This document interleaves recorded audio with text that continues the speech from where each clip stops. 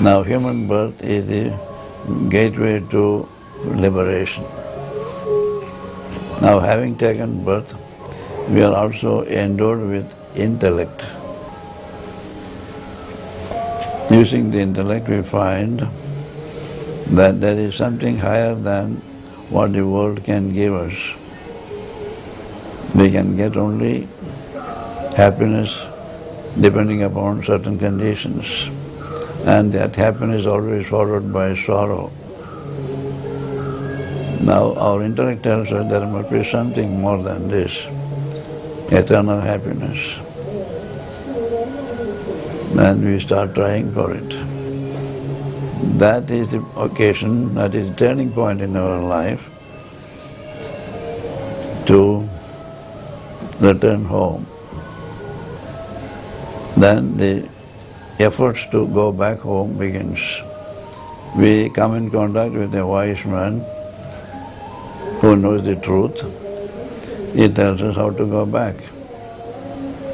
He asks us to meditate on our true being, or any other method that will lead us to our original home. In that process, we purify ourselves. Means our mind gets purified, all those desires are dropped off, all the effects of the desires are dropped off, effects of actions are dropped off, and mind becomes perfectly still. When it is perfectly still, we have a glimpse of our true being.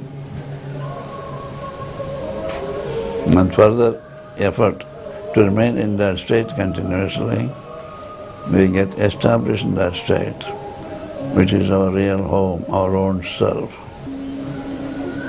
We go back as naked as we started from there. That is the condition, to shed all that you have earned during your journey. Then we are qualified to enter our home.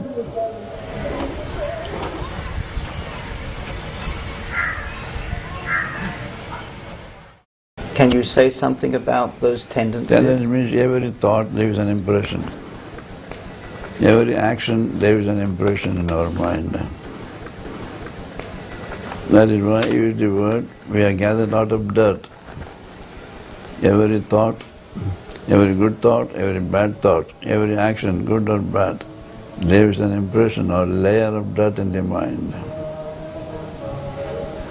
You can imagine what we had done many years ago suddenly comes to our mind now. It has been there.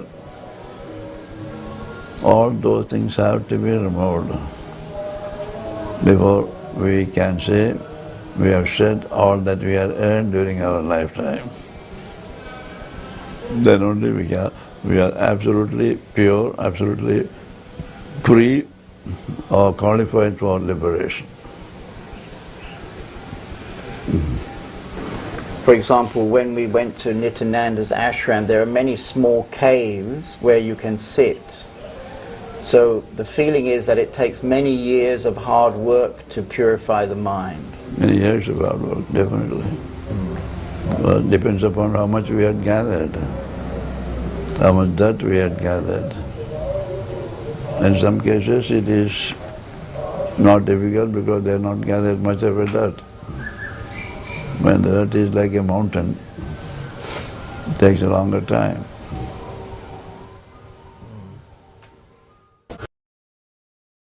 First experience is we have identified ourselves with the Atman, which is all-pervading. We have not touched the manifestation. Now we are able to see the entire manifestation is also God Himself in different names and forms. So we identify ourselves with the Atman and the universe. That's why if you ask a saint, who are you? He will say, I am the all-pervading truth or Atman. My body is the entire universe. Because he has lost his individuality, the ego has gone. the small circle is removed, is without any circumference. He is one with the impersonal truth, nameless, formless Atman, and one with the entire universe, which is the manifestation. And so you're saying the second stage is to establish in this universe. And he lives a normal life. He doesn't need any more practice, because he's already established in it. Is that why it seems that most saints live a very ordinary, simple life? That's right. They have nothing more to do. They achieved their goal. And they are one with the entire universe. They are one with everybody. Their love flows towards everybody.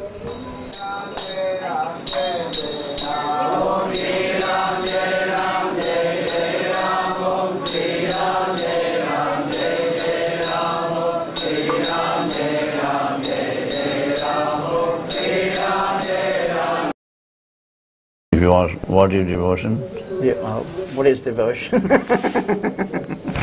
Here, our Master has taught us, devotion is one of the simplest and the safest way to return home.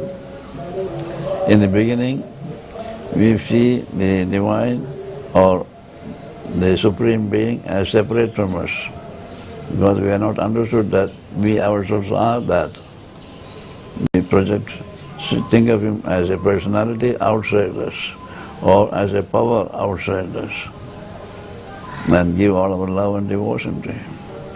Then we come to understand that He is seated in our own heart. We are not different from Him. And finally, we realize our oneness with Him. So are you saying that in the beginning you must surrender to somebody, the teacher, the guru? To somebody, get guidance from the guru. Who is that guru? One who has become one with the Supreme Being.